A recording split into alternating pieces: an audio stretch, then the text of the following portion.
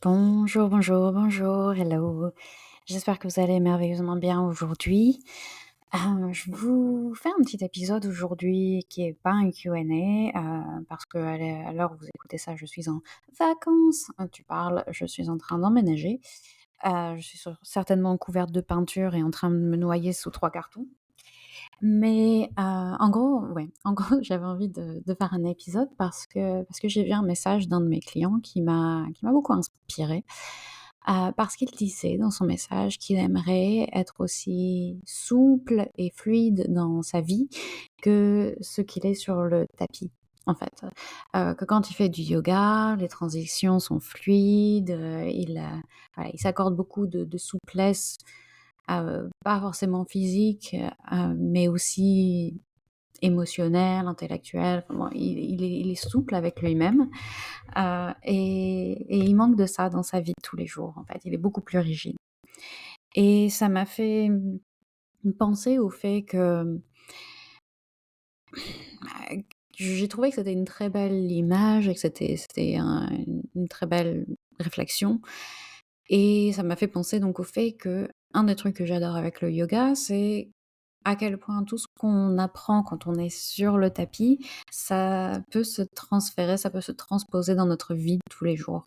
On apprend plein de choses quand on est en train de faire du yoga sur notre relation avec nous-mêmes, sur le fait d'apprendre à respirer, à rester calme et oui, à respirer calmement dans les situations, postures un petit peu plus difficiles. On apprend à accepter, que les choses ne se passent pas toujours comme on veut, que notre corps a des limites, qu'on a des limites et qu'il faut savoir les honorer, les respecter et voilà, plein de choses comme ça. Et je pensais à ça et je pensais à la situation dans laquelle je suis en ce moment et je me disais que ouais, qu'effectivement moi aussi j'ai appris plein de choses sur le tapis et j'ai envie de les appliquer dans ma vie de tous les jours. Et ça m'a fait penser à cette notion d'être, proactif et réactif. Alors, il y a évidemment Crapsy qui décide de faire des boucans derrière moi, c'est pas grave, on va l'ignorer. Hem et espérer que ça ne s'entende pas trop à l'enregistrement. Crapsy, s'il te plaît, c'est pas le moment de voilà, de manger du bois. Tu vois, il y a plein de temps dans la vie, il y a plein de saisons dans la vie, c'est exactement ce dont je vais vous parler. Il y a plein de saisons dans la vie et actuellement, ce n'est pas la saison de manger du bois quand je suis en train d'enregistrer. Bref, je reprends. Donc sur le tapis, on passe souvent, pas mal de temps à préparer notre corps pour arriver à effectuer des postures un petit peu plus difficiles, un peu plus avancées. Les peak poses, donc les postures, je sais pas, les apothéoses à la fin du cours, qui sont en général des postures un petit peu plus oui, un peu plus avancées, qui requièrent un peu plus, de souplesse ou un peu plus de force. Et pour pouvoir, réussir des étirements assez profonds, des postures un peu plus compliquées comme une roue ou comme, le grand écart par exemple, on a besoin que nos muscles soient échauffés, on a besoin que notre amplitude de mouvement soit progressivement augmentée et on a besoin que notre, système nerveux aussi soit prêt à tenter quelque chose de difficile. Un instant s'il vous plaît.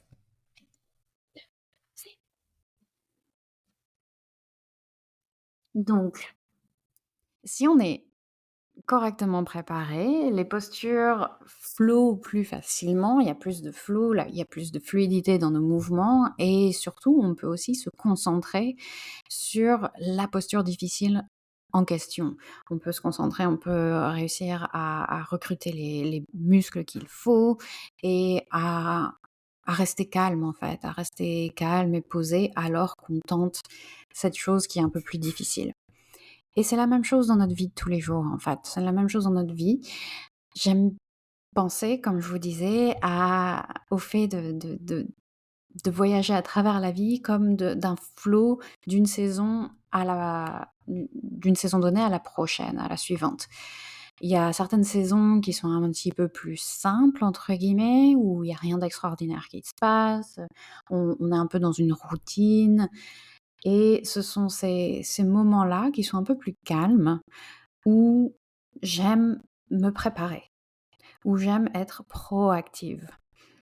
Donc dans ces moments-là, je vais bâtir des routines de self-care et je vais être particulièrement disciplinée avec elles. Je vais me forcer quelque part à ne pas louper des séances, à faire peut-être un petit peu plus que ce que je ferais à d'autres moments parce que c'est plus facile, parce que j'ai pas vraiment d'excuses pour ne pas les faire, parce que j'ai plus de temps ou je suis pas en train de gérer une crise en même temps.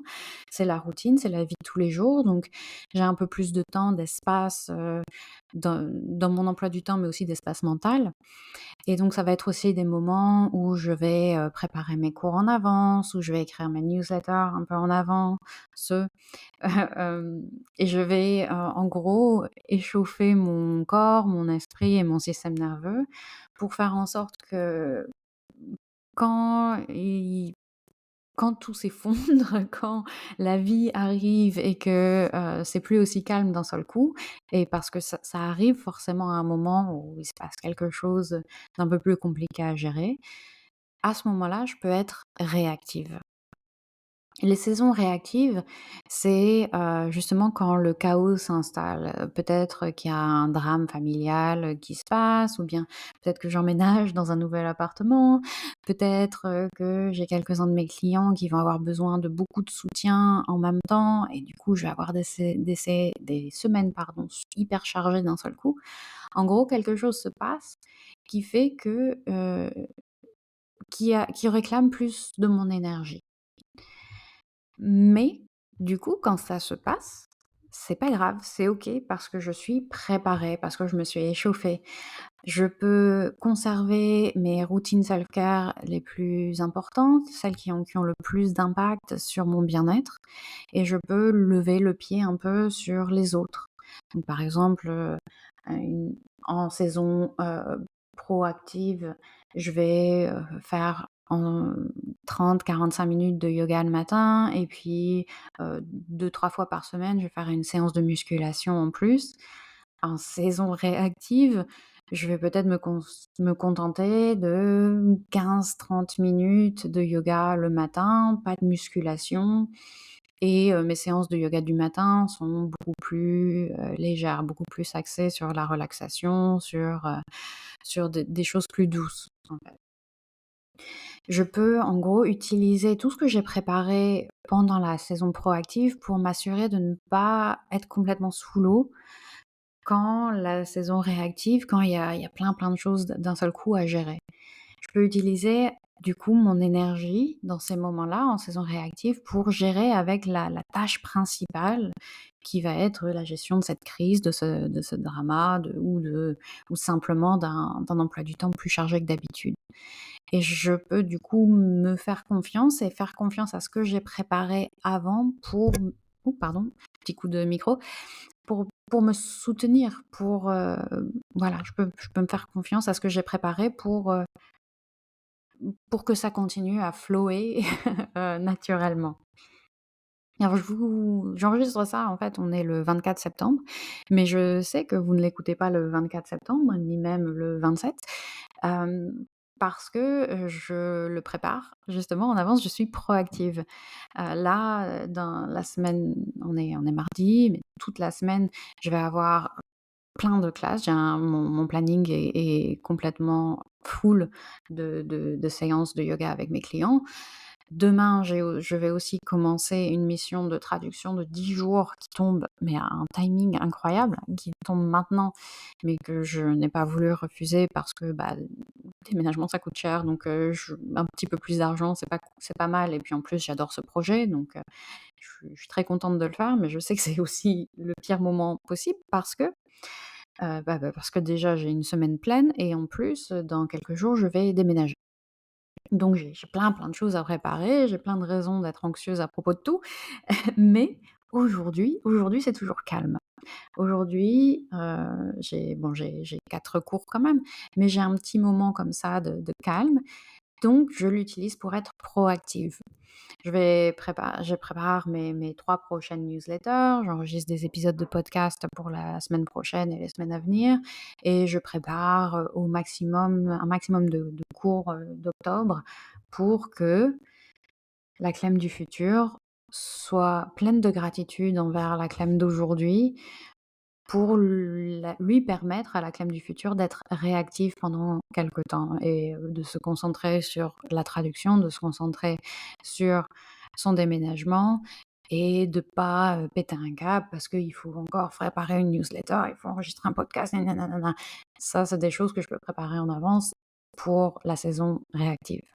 Alors du coup, je voudrais que vous posiez la question. Je vous invite à vous demander dans quelle saison est-ce que vous êtes là? Est-ce qu'il est temps d'être proactif? Est-ce qu'il est temps d'être réactif? Est-ce que vous devriez vous préparer, vous échauffer? Ou est-ce que vous devriez plutôt lâcher un peu le pied et vous donner un peu de compassion? Dans les 2 cas, c'est de la compassion, en fait. La compassion, si vous êtes en période proactive, ça va être de faire ce qu'il faut pour que votre futur, self, votre vous du futur ne soit pas n'ait pas la tête sous l'eau. Et si vous êtes en période réactive, ça va être de se dire: «OK, là j'ai une crise à gérer, je gère ma crise et tout le reste c'est du bonus». Et la compassion, c'est aussi de se dire: «Je vais quand même garder quelques routines de self-care pour justement pouvoir respirer, avoir un peu d'espace mental, émotionnel et tout ce que vous voulez». Et vous pouvez également vous demander, la prochaine fois qu'il y a un moment un peu plus calme, comment est-ce que vous pouvez utiliser ce moment-là pour être proactif, pour vous préparer et vous permettre d'avoir plus d'espace ensuite quand la vie va forcément être la vie et vous essayer de vous mettre la tête sous l'eau. Voilà, j'espère que ça vous a été utile, j'espère que ça vous fait un peu réfléchir à des choses intéressantes à considérer. Et moi, je vais vous dire à très bientôt. Souhaitez-moi bonne chance et je reviens de toute façon la semaine prochaine avec un Q&A. Merci beaucoup pour votre écoute et à très bientôt. Bye bye.